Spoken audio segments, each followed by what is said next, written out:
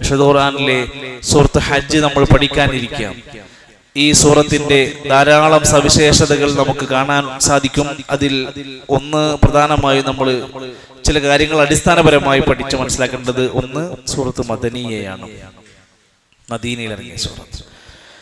21-ാമത്തെ അധ്യായമായിരിക്കും വിശുദ്ധ ഖുർആനിലെ 22 സൂറത്തു സാനിയ വൽ അശ്രീൻ, 22-ാമത്തെ അധ്യായമാണ് സൂറത്തുൽ ഹജ്ജ്. മറ്റൊന്ന് 78 ആയത്തുകളുള്ള ഒരു ചെറിയ സൂറത്താണ്. 78 ആയത്തുകളാണ് നമുക്ക് പഠിക്കാനുണ്ടാവുക. അതുകൊണ്ട് തന്നെ കൂടുതൽ കാലത്തേക്ക് നീണ്ടുപോകാനുള്ള സാധ്യതകൾ ഈ സൂറത്ത് വെച്ചുകൊണ്ട് മുന്നോട്ട് പോകില്ല. ഏകദേശം 8-9 മാസങ്ങൾക്കുള്ളിലായി തീരാവുന്ന ഒരു ഷെഡ്യൂളായിരിക്കും ഇൻഷാ അല്ലാഹ് നമുക്കുണ്ടാവുക. മറ്റൊന്ന്, സൂറത്ത് നൂർ ഇറങ്ങിയതിന് ശേഷമാണ് ഈ സൂറത്ത് ഇറങ്ങുന്നത്. സൂറത്ത് നൂർ നമുക്കെല്ലാം അറിയാലോ. കുടുംബം, സ്ത്രീകളുമായി ബന്ധപ്പെട്ട്, മക്കളുമായി ബന്ധപ്പെട്ട ഒരുപാട് മതനിയമം ഇറങ്ങിയ സൂറത്താണ് സൂറത്ത് നൂർ. സൂറത്തുൽ മുനാഫിഖൂൻ ഇറങ്ങുന്നതിന്റെ മുമ്പുമാണ്, സൂറത്തു നൂറിന്റെ ശേഷവും മുനാഫിഖൂനിന്റെ മുമ്പുമാണ് ഈ സൂറത്ത് ഇറങ്ങിയിട്ടുള്ളത്. കാര്യമായും ഖിയാമത്ത് നാളിനെയും ബഅസിനെയും അതുപോലെ തന്നെ മുഅ്മിനീങ്ങൾക്കുള്ള സന്തോഷ വാർത്തകളെയും ഉൾക്കൊള്ളുന്നുണ്ട്. ഹജ്ജുമായി ബന്ധപ്പെട്ട പരാമർശങ്ങളുണ്ട്, ബൈത്തുൽ ഹറാമിനെ കുറിച്ച് വിശദീകരിക്കുന്നുണ്ട്, അള്ളാഹുവിന്റെ ചിഹ്നങ്ങളെ ആദരിക്കാൻ പഠിപ്പിക്കുന്നുണ്ട്, ജിഹാദിനെ കുറിച്ച് പറയുന്നുണ്ട്. അതുപോലെ മുഅ്മിനീങ്ങളുമായി ബന്ധപ്പെട്ട നിരവധി കാര്യങ്ങൾ വിശദീകരിക്കുന്ന ഒരു അധ്യായം കൂടിയാണ് ഇത്. ഇനി ഏതൊരു സൂറത്തിന്റെയും അടിസ്ഥാന കാര്യമാണ് ആ സൂറത്തിന് ഇറങ്ങാനൊരു പശ്ചാത്തലം ഉണ്ടാവും. ആ സൂറത്തിന് ഇറങ്ങാനൊരു പശ്ചാത്തലം ഉണ്ടാവും. ഇപ്പോ നിങ്ങൾ പല പള്ളികളിലും പ്രവേശിക്കുന്ന സമയത്ത് ശ്രദ്ധിച്ചിട്ടുണ്ടോ, ചില ആൾക്കാർ നിസ്കരിക്കുമ്പോൾ കൈ കെട്ടൂല, ഒരിങ്ങനെ നിസ്കരിക്കുന്നുണ്ടാവുക. ഏത് മദ്ഹബിന്റെ ആൾക്കാരാണ്? മാലിക്കി മദ്ഹബ്. ഈ മദ്ഹബിന്റെ ഇമാമിയങ്ങളിൽപ്പെട്ട പലരെയും ജയിലിൽ അടക്കപ്പെട്ടിട്ടുണ്ട്. പല കാരണങ്ങൾ കൊണ്ട് ജയിലിൽ അടക്കപ്പെട്ടിട്ടുണ്ട്. അങ്ങനെ ഈ മാലിക്കി മദ്ഹബിന്റെ പണ്ഡിതന്മാരുടെ കൂട്ടത്തിലെ ഏറ്റവും പ്രമുഖനാണ് ഇമാം മാലിക്. അദ്ദേഹത്തിന് ജയിലിൽ അടക്കപ്പെട്ടൊരു കാലഘട്ടം ഉണ്ടായിരുന്നു.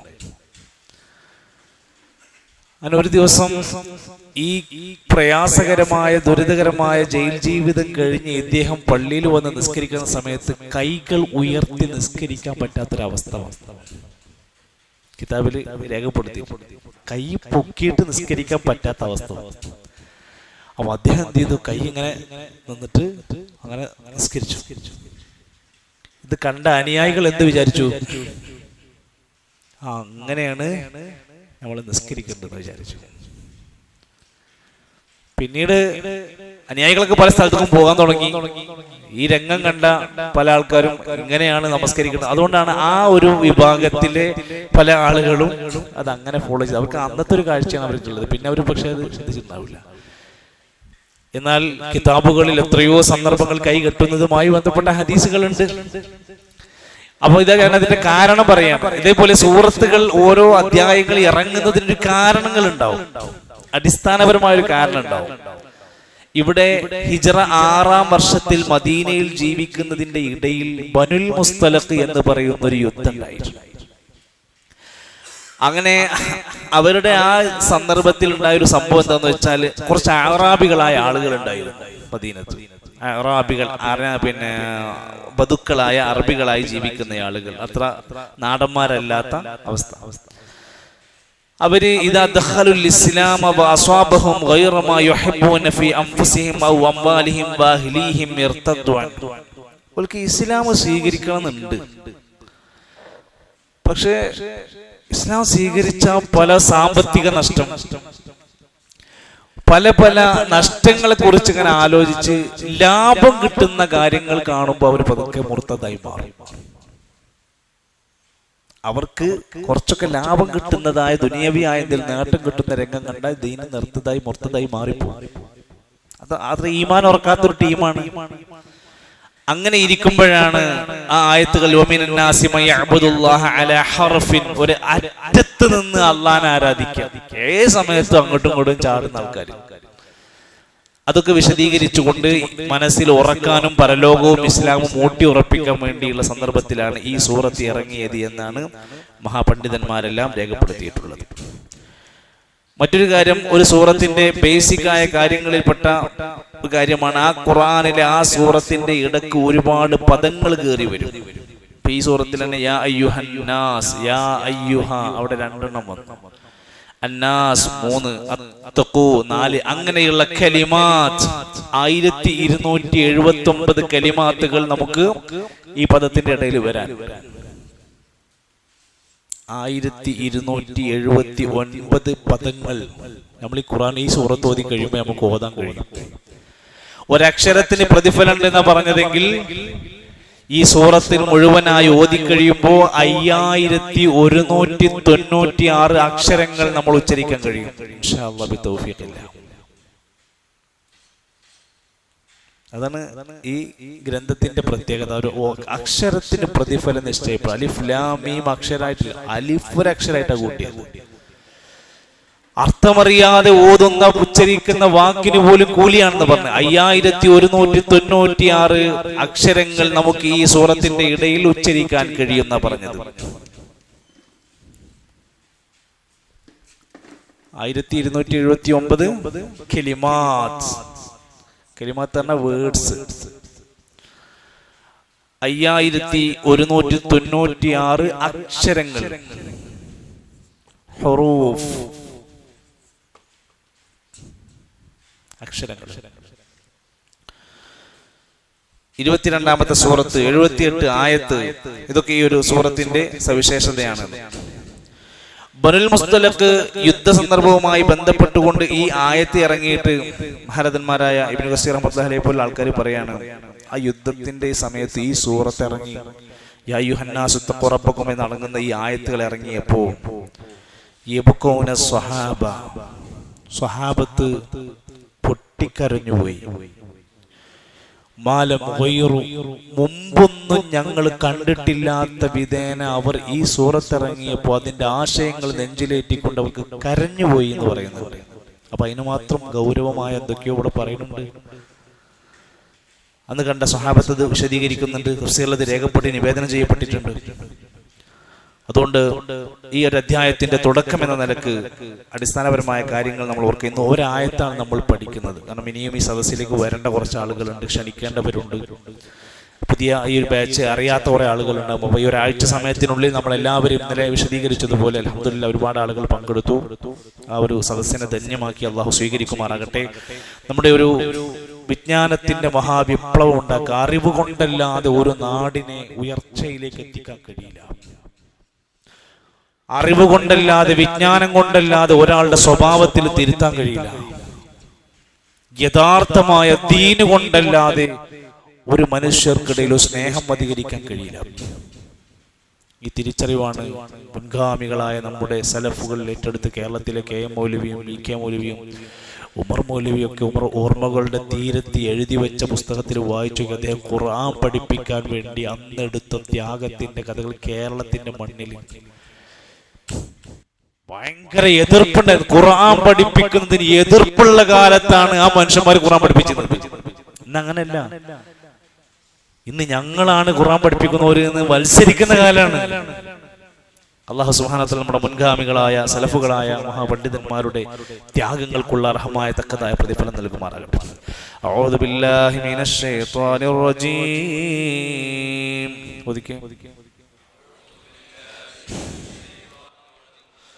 ബിസ്മില്ലാഹിർ റഹ്മാനിർ റഹീം.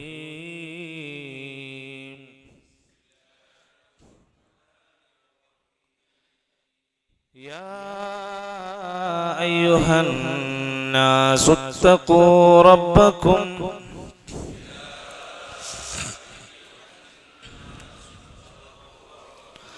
യാ അയ്യുഹൻ നാസു ഇത്തഖൂ റബ്ബക്കും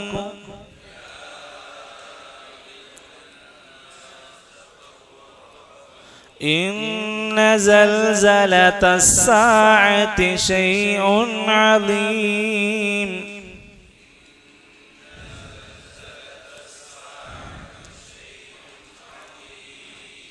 إن زلزلة الساعة شيء عظيم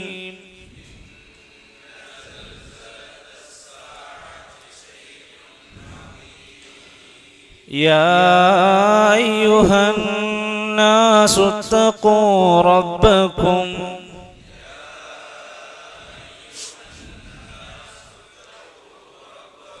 إن زلزلة الساعة شيء عظيم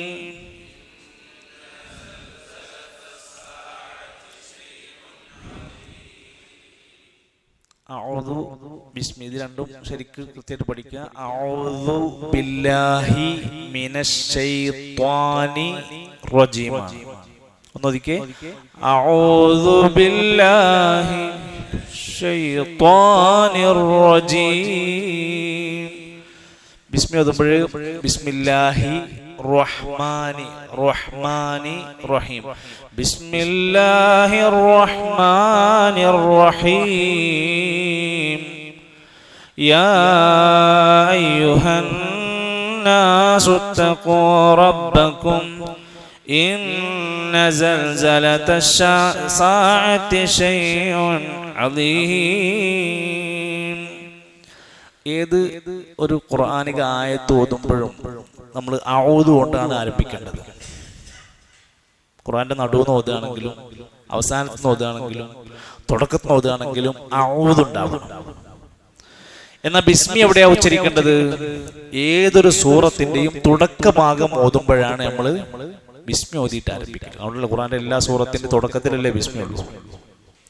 സൂറത്ത് തൗബ ഒഴികെയുള്ള അധ്യായങ്ങളിലെല്ലാം ബിസ്മി കൊണ്ടാണ് ആരംഭിക്കുന്നത്. എന്നാൽ ഖുർആനിലെ ഏതെങ്കിലും ഒരു ആയത്ത് ഇടയെന്നോ എവിടെന്നെങ്കിലും ഓതുന്നത് അപ്പം നമ്മൾ ഏതാ ഓതേണ്ടത്? അഊദു ഓതിയിട്ടാണ്. ഫൈദാ ഖറഅതൽ ഖുർആന ഫസ്തഇദ് ബില്ലാഹി മിനശ് ശൈത്വാനിർ റജീം. ഖുർആന്റെ കൽപ്പന, ഖുർആന പറയുന്നത് നിങ്ങൾ വിശുദ്ധ ഖുർആൻ ഓതുമ്പോൾ ശൈത്വാനിൽ നിന്ന് ഇസ്തിആദത്ത് നടത്തണം. അഊദു ബില്ല കൊണ്ട് തുടങ്ങിയ ഒട്ടനേകം പ്രാർത്ഥനയുണ്ട്. أعوذ بالله بوجهه الكريم وسلطانه القديم من الشيطان الرجيم أعوذ بكلمات الله التامات من شر ما خلق. പ്രാർത്ഥിക്കേണ്ടവരൊക്കെ പ്രാർത്ഥിക്കുന്ന വളരെ പ്രധാനപ്പെട്ട നമ്മുടെ എല്ലാ ഷർറൊന്നും കാവൽ ചോദിച്ച പ്രാർത്ഥനയാണ് അഊദു ബികലിമാത്തില്ലാഹി താമ്മാതി മിൻ ശർരി മാ ഖലഖ്. കുഞ്ഞുങ്ങൾക്ക് വേണ്ടി, കുട്ടികൾക്ക് വേണ്ടി പ്രാർത്ഥിക്കേണ്ട ഒരു പ്രാർത്ഥന ഉണ്ട്. ഒരു കുട്ടിയുള്ളെങ്കിൽ ഉഈദുക ബികലിമാത്തില്ലാഹി താമ്മ വമിൻ കുല്ലി ശൈത്വാനിൻ വഹമ്മ വമിൻ കുല്ലി ഐനിൻ ലാമ്മ. രണ്ട് കുട്ടികളുണ്ടെങ്കിൽ ഉഈദുകുമാ, മൂന്ന് കുട്ടികളുണ്ടെങ്കിൽ ഉഈദുക്കും. അതിങ്ങനെ എവിടെങ്കിലും പോയിരുന്ന് പ്രാർത്ഥിക്കാന്നുള്ളതല്ല, അവരെ തലോടിയിട്ട് കൈ തട്ടി തലോടിക്കൊണ്ട് പ്രാർത്ഥിക്കാനാണ് പറഞ്ഞിരിക്കുന്നത്. അതിന്റെ ഉദാഹരണം മഹാനായ നബി സല്ലല്ലാഹു അലൈഹി വസല്ലം ഹസൻ ഹുസൈൻ റളിയല്ലാഹു അൻഹുമാ രണ്ടാളെയും ചേർത്ത് വെച്ച് പ്രാർത്ഥിച്ച പ്രാർത്ഥനയാണ്. അപ്പൊ അഊദു ഇസ്തിആദ വളരെ പ്രാധാന്യമുണ്ട്. എന്ത് നന്മയും ആരംഭിക്കേണ്ടത് ബിസ്മില്ല കൊണ്ടാണ്. നബി സല്ലല്ലാഹു അലൈഹി വസല്ലമയുടെ കാലത്ത് കത്ത് എഴുതി പറഞ്ഞേക്കുമ്പോൾ രാജാക്കന്മാർക്കുള്ള കത്തിന്റെ മുകളിൽ ഫസ്റ്റത്തെ വരി ബിസ്മില്ലയാണ്. എത്ര വലിയ രാജാവിന്റെ മുമ്പിലേക്കും. അതുകൊണ്ടാണ് അവർക്കിടയിൽ പല അഭിപ്രായങ്ങൾ ഉണ്ടായിരുന്നു. പല കത്തുകൾ എഴുതുന്ന സമയത്ത് സന്ധി കരാറൊക്കെ എഴുതുമ്പോൾ ബിസ്മില്ല, അത് എഴുതിയ എന്തിനാ അത് എഴുതുന്നത് എന്നുള്ള ഒരു അഭിപ്രായ വ്യത്യാസങ്ങൾ ഉണ്ടായിരുന്നു.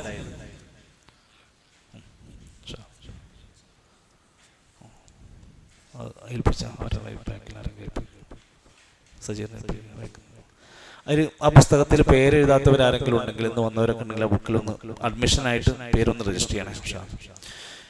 അപ്പോ ബിസ്മി ചൊല്ലുക എന്ന് പറഞ്ഞാൽ എന്തൊരു നന്മന്റെ ഇടയിലും തുടക്കം കുറിക്കാൻ ബിസ്മില്ലയാണ്. വീട്ടിൽ പ്രവേശിക്കുമ്പോ പള്ളി കയറുമ്പോ മാത്രമല്ല ബിസ്മി അല്ലെ, വീട്ടിൽ കയറുമ്പോ ബിസ്മില്ല ചൊല്ലിയിട്ട് ഭക്ഷണം കഴിക്കാൻ ആരംഭിക്കുമ്പോൾ ബിസ്മില്ല ഉണ്ട്. എന്തിന് നമ്മൾ നമ്മുടെ വിരിപ്പൊന്ന് കുടയുമ്പോ അവിടെ പിന്നെ പിശാചിന് സ്ഥാനമില്ല എന്ന് പറഞ്ഞു. വാതിലടക്കുമ്പോ, വീടിന്റെ വാതിലടക്കുമ്പോ ബിസ്മില്ല കൊണ്ട് അത് വാതിലടക്കാൻ പറഞ്ഞു. ബിസ്മി ചൊല്ലുന്ന, ദിക്റ് ചൊല്ലുന്ന വീടുകൾക്ക് പിശാചിന് സ്ഥാനമില്ല. ആളുകൾക്ക് എന്തെങ്കിലും നന്മ ചെയ്തു ബിസ്മില്ല. എന്ത് ആരംഭിക്കുമ്പോഴും അതുകൊണ്ടാണ് ഇഖ്റ ബിസ്മി റബ്ബിക്കല്ലദീ ഖലഖ് എന്ന ഒന്നാമത്തെ ആയത്തിന്റെ പ്രസക്തി വന്നത്. ഇനി ഒന്നാമത്തെ ആയത്ത് യാ അയ്യുഹന്നാസ്, മനുഷ്യരെ. യാ അയ്യുഹന്നാസ്, യാ എന്നുള്ള ഇടത്ത് മദ്ദുണ്ട് നീട്ടാൻ. യാ അയ്യുഹന്നാസ് ഇത്തഖൂ റബ്ബക്കും, ചിലയിടത്ത് റബ്ബക്കും എന്ന് വരും, ചിലയിടത്ത് റബ്ബിക്കും എന്ന് വരും. ഓരോ സന്ദർഭത്തിനനുസരിച്ചാണ് അതിന്റെ ഹർഫുകൾ മാറുക. ഇവിടെ യാ അയ്യുഹന്നാസ് ഇത്തഖൂ റബ്ബക്കും, റബ്ബക്കും ഇന്ന സൽസലത്തസ്സാഅതി ശൈഉൻ അളീം. ഇന്ന സൽസലത, ഇന്ന എന്ന് വന്നതുകൊണ്ട് സൽസലത. അസ്സാഅതി ഐനാണ്, സാഅത്തിന് ഐനാണ്, സാഅതി. ശൈഉൻ അലിഫ് ഹംസ, ശൈഉൻ അളീം. അക്ഷരങ്ങൾ മഖ്റജുകൾ കറക്റ്റ് ചെയ്ത് പോണം. ഖുർആൻ ഓതാൻ അറിയാന്ന് പറഞ്ഞാൽ അതിന്റെ അർത്ഥം അയാൾക്ക് മഖ്റജ് അറിയാന്ന്. ഖുർആൻ ഒരാൾക്ക് ഓതാൻ അറിയാന്ന് പറഞ്ഞാൽ അതിന്റെ അർത്ഥം അയാൾക്ക് അതിന്റെ അക്ഷരങ്ങൾ ഉത്ഭവിക്കുന്ന സ്ഥാനം അനുസരിച്ച് ഓതാൻ കഴിയാന്ന്. അയാൾക്ക് നന്നായി ഖുർആൻ ഓതാൻ അറിയാന്ന് പറഞ്ഞാൽ അയാൾക്ക് തജ്വീദ് അറിയാന്നാണ് അതിന്റെ അർത്ഥം. അങ്ങനെ ഖുർആൻ ഓതാൻ അറിയാന്ന് പറഞ്ഞാല് മഖ്റജൊക്കെ അറിയാം, എവിടുന്ന ശബ്ദങ്ങളൊക്കെ അറിയാം. അയാൾക്ക് നല്ല ഖുർആൻ ഓതാൻ അറിയാന്ന് പറഞ്ഞാൽ അയാൾക്ക് നല്ല തജ്വീദ് അറിയാം. അതിനാണ് തജ്വീദ്, ഖുർആന്റെ നിയമങ്ങൾ, ഓത്ത് നിയമങ്ങൾ പഠിക്കും. ഭാഷ പഠിക്കുക, അറബി പഠിക്കുക, ഖുർആൻ പഠിക്കുക, തജ്വീദ് പഠിക്കുക എന്നൊക്കെ പറഞ്ഞാൽ നമുക്ക് ഓരോരുത്തർക്കും എന്നും ആവശ്യമുള്ള, എത്ര കൊല്ലം കഴിഞ്ഞാലും ആവശ്യമുള്ള. നമ്മുടെ ക്ലാസ്സിൽ കഴിഞ്ഞ അംബിയാ സൂറത്ത് നടത്തിയിട്ട് അതിന്റെ പരീക്ഷ സ്ത്രീകളും പുരുഷന്മാരോടൊക്കെ 10-30 ആൾക്കാർ എക്സാം എഴുതിയല്ലോ. അതിന്റെ റിസൾട്ട് പ്രഖ്യാപിച്ചു. അതിൽ നല്ലൊരു ശതമാനം ആളുകൾ പാസ്സായിട്ടുണ്ട്. പരാജയപ്പെട്ടവർ വളരെ കുറവാണ്. അല്ല 30, 35, 38 ഒക്കെ മാർക്കുണ്ട്. അൽഹംദുലില്ലാഹ്. രണ്ടാമത്തെ പരീക്ഷ എന്ന് പറഞ്ഞാൽ അതിലെ ടോപ്പ് മാർക്ക് നേടിയ 90% മുകളിൽ മാർക്ക് നേടിയവർക്ക് ജൂലൈ 5-നോ 6-നോ വരുന്ന ദിവസങ്ങളിൽ ഒരു എക്സാം വരാനുണ്ട്. എന്നിട്ട് അതിലെ വിജയികൾക്കാണ് കേരളത്തിന്റെ മൊത്തം റാങ്ക് കണക്കാക്കിയിട്ട് സമ്മാനം പ്രഖ്യാപിച്ചിട്ടുള്ളത്. അതിൽ അൽഹംദുലില്ലാഹ് നമ്മുടെ ക്ലാസ്സിൽ നിന്ന് ഒരാൾക്ക് ചാൻസ് കിട്ടിയിട്ടുണ്ട്. ക്ലാസ്സിൽ ഒരാൾക്ക് ചാൻസ് കിട്ടിയിട്ടുണ്ട്. അത് മുസ്തഫക്കാണ്. ബറക്കല്ലാഹു ഫീക്കും വജസാക്കുമുല്ലാഹു ഖൈർ. അല്ലാഹു അദ്ദേഹത്തിന് ഒരുപാട് നാഫിയായ ഒരുപാട് അറിവ് അല്ലാഹു പ്രദാനം ചെയ്യുമാറാകട്ടെ.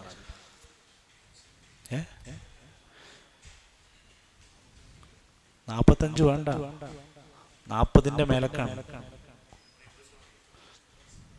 90 ആയില്ലേ?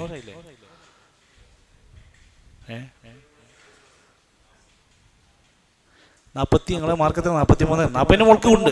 ശതമാനം നോക്കണ്ട, 40 മുതൽ മേലേക്കുള്ള മാർക്കിൽ നിങ്ങൾ കൂടിയിട്ടുണ്ട്. അതേപോലെ റിയാസ് ഖാന്റെ ഒരു മാർക്ക് എക്സ്ട്രാ ആഡ് ചെയ്യപ്പെട്ടിട്ടുണ്ട്. 40 മാർക്ക് 2 പേർക്ക് അൽഹംദുലില്ലാഹ് ഇപ്പൊ ചാൻസ് ഉണ്ട്. വേറെക്കെല്ലാം ഉണ്ടോ? ഞാൻ കണ്ടിട്ടില്ല. പിന്നെ അനീസ ടീച്ചർ, അതുപോലെ തന്നെ റുഖിയ ടീച്ചർ, സ്ത്രീകളുടെ കൂട്ടത്തിൽ നിന്ന് അവർക്ക് 2 പേർക്കും എലിജിബിലിറ്റി കിട്ടിയിട്ടുണ്ട്. ഇൻഷാ അല്ലാഹ് അടുത്ത ജില്ലയിൽ നിന്ന് തെരഞ്ഞെടുക്കപ്പെട്ട ഈ പറഞ്ഞ ആളുകൾക്ക് അടുത്തൊരു ചാൻസും കൂടി ഉണ്ട്. ഒന്നുകൂടിയും വിശദീകരിച്ച് ഒന്നുകൂടെ ഡീറ്റെയിൽ ആയ എക്സാം ആയിരിക്കും അതിലുണ്ടാവുക. അപ്പോൾ നന്നായി ക്ലാസ് അറ്റൻഡ് ചെയ്ത നല്ല വായിക്കുന്ന ഒരാൾക്ക് ആൻസർ ചെയ്യാൻ പറ്റുന്ന ചോദ്യങ്ങളായിരിക്കും ഇനി വരിക എന്നർത്ഥം. മറ്റേത് കോമൺ ആയി ഉള്ള ജനറലായ ചോദ്യങ്ങളായിരിക്കും.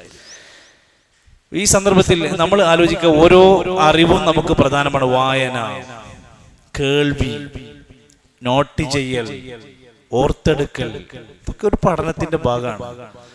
വെറും കേൾവി കൊണ്ട് ഒരുപാട് കാര്യം പഠിക്കില്ല. കേൾവി ഒരു കാരണമാണ്. കേൾവി കൊണ്ട് മാത്രം എല്ലാം പഠിക്കാൻ കഴിയില്ല. ചിലത് നോട്ട് ചെയ്യേണ്ടി വരും, ചിലത് നമ്മളിപ്പോ അങ്ങനെയൊക്കെ ഖുർആനൊക്കെ അറിയും കുറെ പുസ്തകം, പക്ഷെ എങ്കിലും നമ്മളതൊന്ന് നോട്ട് ചെയ്യും, ഒന്ന് മറന്നു പോകാതിരിക്കാനും തെറ്റു വരാതിരിക്കാനും ഒക്കെ ഒന്ന് ശ്രദ്ധിക്കണം. അപ്പൊ അതിന്റെ ഒരു പഠനത്തിന്റെ ഭാഗമാണ്. ഈ സൂറത്തിന്റെ 1-ാമത്തെ ആയത്ത് തന്നെ വിളിച്ചു പറയുന്നത് യാ അയ്യുഹന്നാസ് എന്നാണ്, മനുഷ്യരെ എന്നാണ്. വിശുദ്ധ ഖുർആനിൽ 20ഓളം സ്ഥലത്ത് അല്ലാഹു തആല പ്രഖ്യാപിച്ച വാക്കാണ് യാ അയ്യുഹന്നാസ്, മനുഷ്യരെ. അപ്പൊ തന്നെ മനസ്സിലാക്കാൻ സാധിക്കും ഇത് മുസ്ലിങ്ങൾക്ക് മാത്രം ബാധകമായ ഒന്നല്ല. ഇത് മുസ്ലിങ്ങൾക്ക് വേണ്ടി മാത്രമാണെങ്കിൽ യാ അയ്യുഹന്നാസ് പറയേണ്ട ആവശ്യമില്ലല്ലോ. അതേപോലെ തന്നെയാണ് യാ അയ്യുഹന്നാസ് എന്ന ഈ പ്രയോഗം വിശുദ്ധ ഖുർആനിന്റെ 20ഓളം സ്ഥലങ്ങളിൽ വന്നിട്ടുണ്ട് എന്ന് മാത്രമല്ല, സൂറത്തുൽ ബഖറയിൽ 2 തവണ വന്നിട്ടുണ്ട്, സൂറത്തുൽ നിസായിൽ 4 തവണ വന്നിട്ടുണ്ട്, സൂറത്തുൽ ഹജ്ജിൽ 4 സ്ഥലത്ത് യാ അയ്യുഹന്നാസ് തന്നെ വന്നിട്ടുണ്ട്. ഞാൻ ഇത്രയും നേരം സംസാരിച്ചതിൽ നിന്ന് സൂറത്തുൽ ഹജ്ജിന്റെ സവിശേഷതയിൽപ്പെട്ട പ്രത്യേകതയിൽപ്പെട്ട ഒരു കാര്യം കൂടി ഇനി ബാക്കിയുണ്ട്. അത് നിങ്ങൾക്ക് ആർക്കെങ്കിലും പറയാൻ കഴിയും? എന്താ? മാഷാ അല്ലാഹ്, ആദം സാഹിബാണ് മറുപടി പറഞ്ഞത്. ഈ സൂറത്തിന്റെ ഈ ആയത്തുകൾക്കിടയിൽ 2 തവണ തിലാവത്തിന്റെ സുജൂദ് വരുന്നത് വേറെ ഒരു സൂറത്തിലും 2 തവണ വരുന്നില്ല. വേറെ ഒരു സൂറത്തിലും 2 സ്ഥലത്ത് തിലാവത്തിന്റെ സുജൂദ് വരുന്നില്ല. ഈ സൂറത്തിൽ 2 സ്ഥലത്ത് വരുന്നുണ്ട്. മറ്റൊരു പ്രത്യേകത, ഖുർആനിലെ പേരുകൾ വിശദീകരിക്കപ്പെടുന്നിടത്ത് ഈ 2 സൂറത്തുകൾക്കാണ് ഇബാദത്തിന്റെ പേര് കൊടുത്തിരിക്കുന്നത്. ഒന്ന് ഹജ്ജാണ്, ഒന്നേതാ? ഇബാദത്തിന്റെ പേര് 2 സൂറത്തുകൾക്ക് കൊടുത്തിട്ടുള്ളത്. ഒന്ന് ഹജ്ജാണ് പറഞ്ഞു, ഒന്ന് ഇന്നലത്തെ കാര്യമായി വെള്ളിയാഴ്ച. ജുമാ. എന്താ ഓർമ്മയില്ലാണ്ടേക്കും? പഠിക്കാത്ത ആൾക്കാരൊന്നുമല്ല നിങ്ങള്. ജുമാ. ഈ 2 സൂറത്തുകൾക്ക് ഇബാദത്തിന്റെ പേരെന്നെ കൊടുത്തിട്ടാണ് ആ സൂറത്തുകൾ ഉള്ളത്. അതിൽപ്പെട്ട ഹജ്ജിലേക്കാണ് ഇപ്പൊ നമ്മൾ ഈ ഒരു ആയത്ത് വന്ന് വിശദീകരിച്ചുകൊണ്ടിരിക്കുന്നത്. യാ അയ്യുഹന്നാസ്, മനുഷ്യരെ, ഇത്തഖൂ റബ്ബക്കും, നിങ്ങൾ നിങ്ങളുടെ റബ്ബിനെ സൂക്ഷിക്കണേ. നിങ്ങൾ ഏത് യാ അയ്യുഹന്നാസ് വായിച്ചു നോക്കി, അതിന്റെ തൊട്ട് താഴെയായി ഒരു അമുസ്ലിമിനോട് സംസാരിക്കുന്ന പോലത്തെ സംസാരമായിക്കുണ്ടാവും. യാ അയ്യുഹന്നാസ് ഉഅ്ബുദൂ റബ്ബക്കുമുല്ലദീ ഖലഖക്കും വല്ലദീന മിൻ ഖബ്ലിക്കും, നിങ്ങളെയും നിങ്ങളുടെ മുമ്പുള്ളവരെയും സൃഷ്ടിച്ച റബ്ബിനെ നിങ്ങൾ ആരാധിക്കണം. എല്ലായിടത്തും അങ്ങനെ ഒരു പരാമർശമാണ്. അതുകൊണ്ട് മനുഷ്യരെ എന്ന് വിളിച്ചുകൊണ്ട് ഇത്തഖൂ, നിങ്ങൾ സൂക്ഷിക്കണേ, ഭയപ്പെടണേ, റബ്ബക്കും, നിങ്ങളുടെ റബ്ബിനെ, നിങ്ങളുടെ രക്ഷിതാവിനെ, നിങ്ങളുടെ റബ്ബിനെ നിങ്ങൾ ഭയപ്പെടണം, സൂക്ഷിക്കണം, തഖ്വയുള്ളവരാവണം, അള്ളാന്റെ കൽപ്പനകൾ പാലിക്കണം. യഖൂലു തആല ആമുറൻ ഇബാദിഹി ബിതഖ്വ. ഇബ്നു കസീർ റഹ്മത്തുള്ളാഹി അലൈഹി അവിടുന്ന് പറയുന്നുണ്ട്, ഈ ആയത്തിന്റെ ഒന്നാമത്തെ തുടക്കം അല്ലാഹ് തഖ്വ കൊണ്ടാണ് കൽപ്പിക്കുന്നത്. തഖ്വന്റെ പ്രത്യേകത അതാണ്. സ്വർഗത്തിൽ കടക്കാനുള്ള 2 കാര്യങ്ങളിൽ ഒന്നാമത്തെ കാര്യം തഖ്വയുണ്ടാവലും സൽസ്വഭാവം ഉണ്ടാവലുമാണ്. തഖ്വയുള്ള ആളുകൾക്കാണ് വിജയം. ഇന്നലിൽ മുത്തഖീന മഫാസ. അതുകൊണ്ട് ആദ്യത്തെ കൽപ്പന തഖ്വ പാലിക്കണേ, നിങ്ങൾ നിങ്ങളുടെ റബ്ബിലുണ്ടാകുന്ന തഖ്വ ഉണ്ടാവണേ. വമുഖ്ബിറൻ ലഹും ബിമാ യസ്തഖ്ബിലൂന മിൻ അഹ്വാലി യൗമിൽ ഖിയാമ. തൊട്ട് റബ്ബിനെ സൂക്ഷിക്കണേ, അള്ളാഹിനെ ശരിക്ക് വിശ്വസിക്കണേ എന്ന് പറഞ്ഞിട്ട് തൊട്ടടുത്ത കാര്യം പരലോക ബോധം ഉണ്ടാക്കലാണ്. ഇന്ന സൽസലതസ് സാഅതി ശൈഉൻ അദീം. ആയതോദിക്കുന്നോടി, യാ അയ്യുഹന്നാസു തഖൂ റബ്ബക്കും ഇന്ന സൽസലതസ് സാഅതി ശൈഉൻ അദീം. ഇന്ന തീർച്ചയായും, സൽസലത ആ പ്രകമ്പനം, ആ വിറക്കൽ, ആ കിടുകിട എന്നുള്ള ആ പ്രകമ്പനം ഖിയാമത്ത് നാളിൽ ഉണ്ടാവുന്നതാണ്. എന്നത്തെ അസ്സാഅത്തി, അന്ത്യനാളിന്റെ സമയത്ത്, അന്ത്യനാളിന്റെ ആ പ്രകമ്പനം തീർച്ചയായും, ഇന്ന എന്ന് പറഞ്ഞാൽ തീർച്ചയായും, ഉറപ്പായും അതെന്തായിരിക്കും? ഷൈഉൻ, കാര്യമാണ്, അദീം, വമ്പിച്ച കാര്യമായിരിക്കും. ചെറിയ കാര്യമൊന്നാവില്ല, ഒരു മഹാകാര്യമായിരിക്കും, മഹാസംഭവമായിരിക്കും. ഖിയാമത്ത് നാളിൽ ഉണ്ടാകുന്ന സൽസലത, വാക്കിൽ തന്നെയാണ് അതിന്റെ അർത്ഥം. സൽസല, പ്രകമ്പനം കൊള്ളുക, വിറക്കുക. ഇദാ സുൽസിലത്തിൽ അർളു സിൽസാലഹ, എന്ത് വിറക്കുക? ഭൂമി കിടന്ന് കിട്ടുകിട്ട പ്രകമ്പനം കൊള്ളുന്ന ഒരു ദിവസം. വഖറജത്തിൽ അർളു അസ്ഖാലഹ, ഭൂമി അതിന്റെ അകത്തുള്ള ഭാരം പുറത്തേക്ക് തള്ളുന്ന ദിവസം. അത് ഗംഭീരമായ വമ്പിച്ച ഒരു പേടിപ്പെടുത്തുന്ന ദിവസമായിരിക്കും. ഖുർആൻ അതും ഇവിടെ വിശദീകരിച്ചു. വഖദ് ഇഖ്തലഫൽ മുഫസ്സിറൂന ഫീ സൽസലത്തി സഅ, പണ്ഡിതന്മാർക്കിടയിൽ ഒരു അഭിപ്രായവും ചർച്ചയും നടന്നിട്ടുണ്ട്. പ്രകമ്പനം കൊള്ളുക എന്ന് പറഞ്ഞത് ഖിയാമത്ത് നാളിന് ശേഷമാണോ അതെ ഖിയാമത്ത് നാളിന്റെ മുമ്പാണോ എന്നാണ്.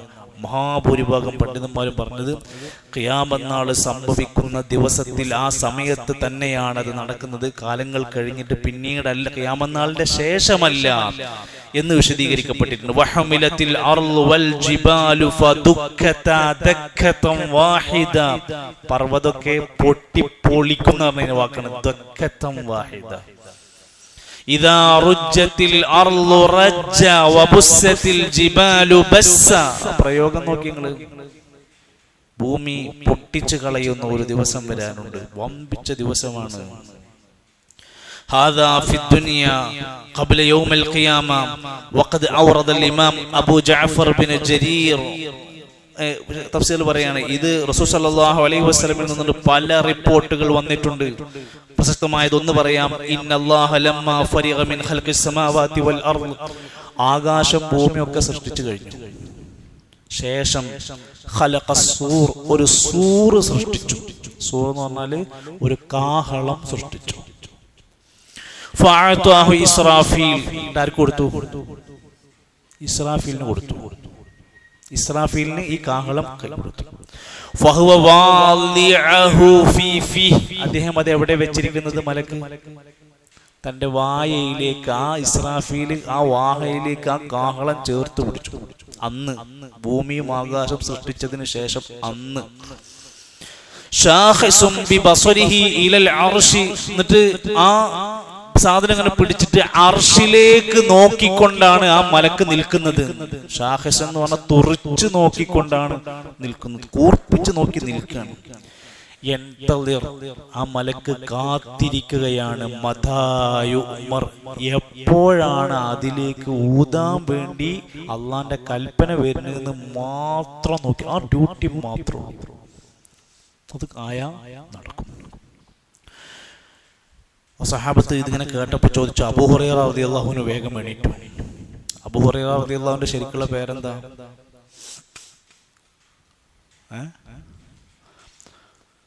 അബൂ ഹുറൈറ റളിയല്ലാഹു അൻഹു ശരിക്കുള്ള പേരെന്താ? ഇതൊക്കെ 40 വട്ടം നമ്മളിവിടെ പറഞ്ഞതാണല്ലോ. ഓരോ സൂറത്തിനത് വീണ്ടും വീണ്ടും പറഞ്ഞു. അബ്ദുറഹ്മാൻ ബിൻ സുഹർ എന്നാണ് പേര് കേട്ടോ.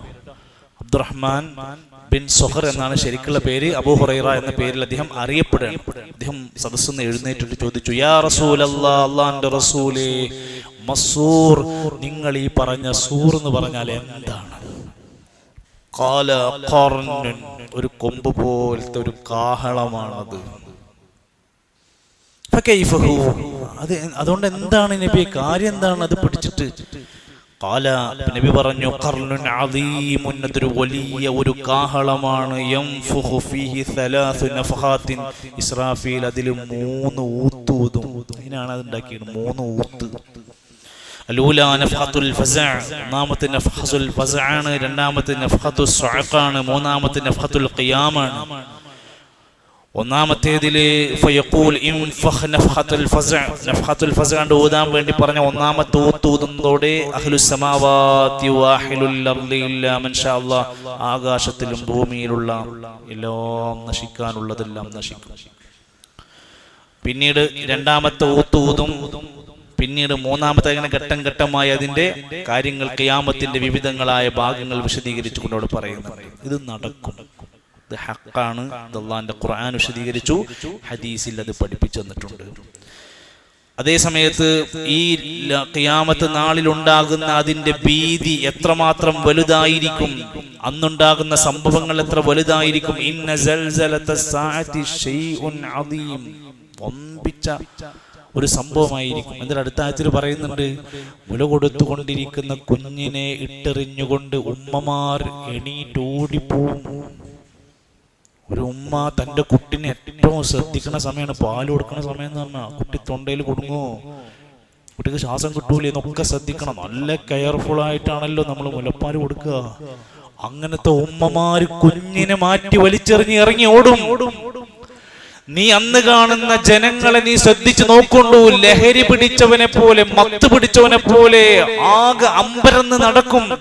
വമാഹും ബിസുകാറ, അവർക്ക് ലഹരി ഒന്നും പിടിച്ചിട്ടില്ല, മത്തൊന്നും പിടിച്ചതല്ല. ഇതിന്റെ പേടി കൊണ്ട് മനോനില തെറ്റിയവരായി അവർ മാറും ഖിയാമത്ത് നാളിൽ.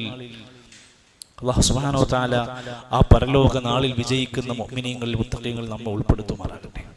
ഒന്ന് എല്ലാവരും ഒന്നുകൂടെ ഓതി നോക്കുക. യാ അയ്യുഹന്നാസുത്തഖൂ റബ്ബക്കും ഇന്ന സൽസലത്തസ്സാഅതി ശൈഉൻ അളീം.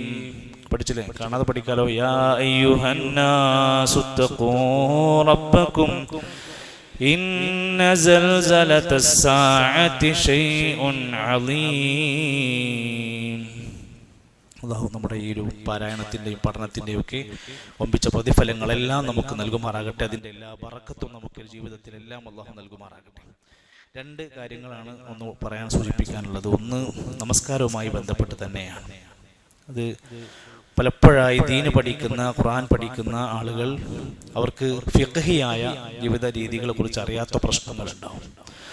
നമ്മുടെ ക്ലാസ്സിൽ ഇൻഷാ അല്ലാഹ് നമ്മൾ ഇങ്ങനെ ഇടയിൽ വെറും ഒരു ഖുർആൻ അർത്ഥം പറഞ്ഞു പോകുന്നതിന് ഉപരിയായിക്കൊണ്ട് ഫിഖ്ഹ്, അതുപോലെ തന്നെ അഖീദ, കാലികമായ വിഷയങ്ങൾ ഇതെല്ലാം കൂടെ ചേർത്തായിരിക്കും നമ്മുടെ ക്ലാസ്സുകൾ ക്രമീകരിക്കപ്പെടുക. ഇൻഷാ അല്ലാഹ് അതിനാവശ്യമായ സ്ലൈഡുകളും വീഡിയോകളൊക്കെ അതിൻ്റെ കൂടെ ഇൻഷാ അല്ലാഹ് നമുക്ക് ഉൾപ്പെടുത്താൻ കഴിയും. നമസ്കാരത്തിൽ നഷ്ടപ്പെട്ടു പോകാതിരിക്കാനുള്ള ചില സുന്നത്തുകൾ ഒന്ന് പരിചയപ്പെടുത്താം. അതിലൊന്ന് അല്ലാഹു അക്ബർ എന്ന് പറഞ്ഞ് കൈകെട്ടുക എന്ന കാര്യം. 4 സ്ഥലത്ത് കൈകൾ ഉയർത്തൽ സുന്നത്തുണ്ട്. ഏതൊക്കെയാ? ഒന്ന് അല്ലാഹു അക്ബർ തക്ബീറത്തുൽ ഇഹ്റാം. 2 റുകൂയിലേക്ക് പോകുമ്പോൾ. 3 സമി അല്ലാഹു ലിമൻ ഹമിദ്. 4 രണ്ടാമത്തെ റക്അത്തിൽ കൂടുതലുണ്ടെങ്കിൽ മൂന്നാമത്തെ റക്അത്തിൽ എണീക്കുമ്പോഴും കൈകൾ ഉയർത്തൽ. രണ്ടാമത്തെ കാര്യം എങ്ങനെ ഉയർത്തണം എന്നതാണ് അടുത്തത്. നബി സല്ലല്ലാഹു അലൈഹി വസല്ലമയുടെ ഹദീസിൽ വന്ന വാക്ക്, നബി തങ്ങൾ തൻ്റെ കൈകൾ ചെവിക്കുഞ്ഞി വരെ ഉയർത്തിയിട്ടുണ്ട് എന്ന്, ചുമല് വരെ ഉയർത്തിയെന്നു. അപ്പൊ രണ്ടും കൂടി ചേർക്കാൻ പറ്റുന്ന ഒരു സംഭവമാണ്. ഇത് വന്നു കഴിഞ്ഞാൽ വരും. അത് കൈകൾ ഇങ്ങനെ ആകരുത് എന്നും കിബിലക്ക് ബേസ് ചെയ്തിട്ട് പോകണമെന്നും പരത്തിയിട്ടാകാനും പാടില്ല. അങ്ങനെ കിബിലക്കാവണം, ചെരിഞ്ഞാവരുത്, പരത്തി പിടിച്ചിട്ടാവരുത്, ചേർത്ത് പിടിച്ചിട്ടാവണം. കൈകൾ കെട്ടുമ്പോൾ 3 രൂപത്തിൽ കൈകൾ കെട്ടാം. നെഞ്ചത്താണ് കൈ കെട്ടേണ്ടത്. ചില ആൾക്കാർ കെട്ടുമ്പോൾ ഇങ്ങനെ ആയിട്ടുണ്ടെങ്കിലും അത് അറബികൾക്കിടയിൽ സ്വദർ എന്ന് പറഞ്ഞാൽ അവർ ഈ ഭാഗമൊക്കെ ചേർത്തിട്ട് സ്വദർ എന്നാ പറയാം. ഇവിടെ മാത്രമല്ല സ്വദർ എന്ന് അറബികൾ പറയാം.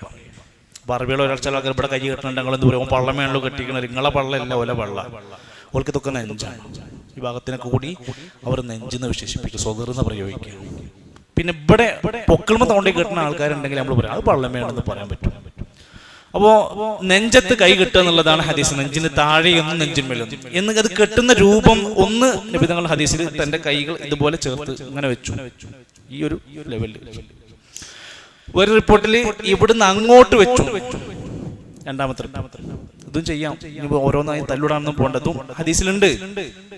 മൂന്നാമത്തെ ഒന്ന് നമ്മുടെ ഈ ഒരു മണികണ്ഠുണ്ടല്ലോ ഇവിടെ ചെറിയ കുരിപ്പ് ഒക്കെ ഇല്ലേ, ആ സംഭവത്തെ പിടിച്ചുകൊണ്ട് ഇങ്ങനെ നബി നമസ്കരിച്ച രംഗമുണ്ട്. അപ്പൊ അതൊക്കെ കൈ കെട്ടിയതിന്റെ സൂചന. അവിടെ സാധനമുണ്ടല്ലോ, അയിമേ ഇടത് കൈയിന്റെ മേലെ വലത് കൈ വെച്ച് പിടിച്ചിട്ടുണ്ട്. ഇത് ഹദീസിലില്ല. ഏതാ? മുട്ടുകൈമ പിടിച്ച് കെട്ടുന്ന ഇഷ്ടമില്ല. പിന്നെ പല കെട്ടും. പിന്നെ അതേപോലെ ഇത് ഹദീസിലില്ല. മേലക്ക് കയറിയിട്ട് കൊല്ലി കുടിക്കുന്ന സ്വഭാവം ഇല്ല. താഴത്തേക്ക് വരുള്ളൂ.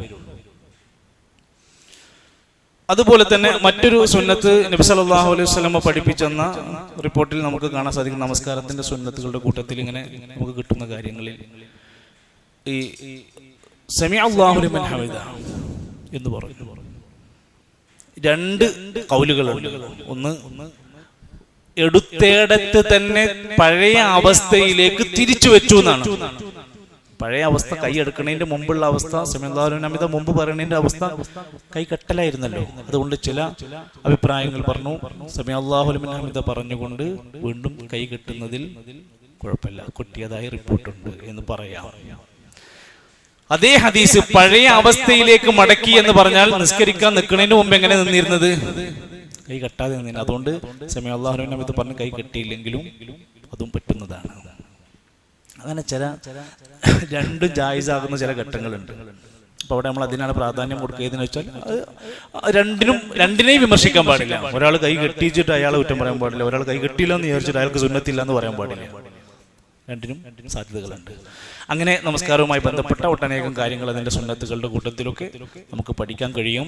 ധാരാളം കണക്കിന് നമ്മളിങ്ങനെ പഠിച്ചുകൊണ്ടിരിക്കുമ്പോൾ കിതാബുകൾ വായിച്ചുകൊണ്ടിരിക്കും. ഞാനിപ്പോൾ അടുത്ത് സിഫത്തു സ്വലാത്തിൻ്റെ പിന്നെ കിതാബ് ഇങ്ങനെ വായിച്ചപ്പോൾ നമ്മുടെ സമൂഹത്തിൽ ഒരു കോഴ്സായി പഠിപ്പിക്കേണ്ട അവസ്ഥയുണ്ട് എന്ന് തോന്നുന്ന പോലെ കുറേ കാര്യങ്ങൾ നമുക്ക് പഠിക്കാനും പ്രാർത്ഥിക്കാനും സുന്നത്തുകൾ കിട്ടാനും ഒക്കെ പറ്റുന്ന അറിവ് ആ മേഖലയിൽ ഉണ്ട് എന്ന് നമുക്ക് മനസ്സിലാക്കാൻ കഴിയും. ഇൻഷാ അല്ലാഹ് ക്ലാസ്സിൻ്റെ ഇടയിൽ പറ്റുന്ന സന്ദർഭങ്ങൾക്കനുസരിച്ച് നമുക്കത് പഠിക്കാം. അല്ലാഹു സഹായിക്കുമാറാകട്ടെ.